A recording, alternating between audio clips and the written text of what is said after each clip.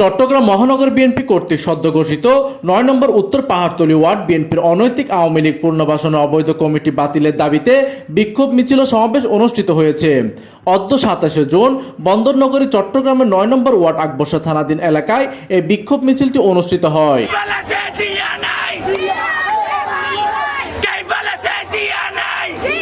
চট্টগ্রাম মহানগর বিএনপির আহ্বায়ক আলহাজ এরশাদুল্লাহ ও সদস্য সচিব নাজিমুর রহমানের স্বাক্ষরিত প্যাডে ৩১ সদস্য কমিটি ঘোষণা হওয়ার পর নগরে আকবর্ষা থানা এলাকায় প্রতিবাদ মিছিল করেন বিএনপির অঙ্গ সংগঠনের নেতাকর্মীরা।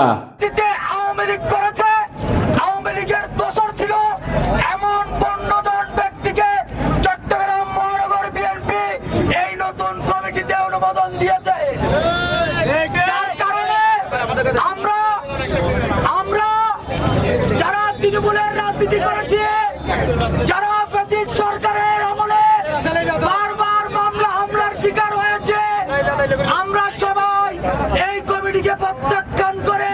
এই সময় বিক্ষোভ মিছিল উপস্থিত ছিলেন বিএনপি নেতা আলতাফ হোসেন, ওয়ার্ড বিএনপি নেতা নওশাদ দিদার, ইসমাইল হোসেন, আবু হানিফ, মোহাম্মদ আবু, বাচ্চু মিয়া, মিজানুর রহমান, মোহাম্মদ জামাল হোসেন, মোহাম্মদ খোকা, মোহাম্মদ রিপন, মোহাম্মদ আবুল কালাম আজাদ ও বিএনপি নেতা বেলাল হোসেন।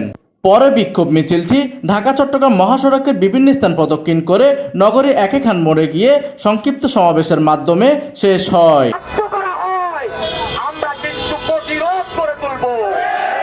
প্রতিনিধি কামরুল হাসানের তথ্য ও পাঠানো চিত্রে ডেস্ক নিউজ, দিগন্তের বার্তা 24, চট্টগ্রাম।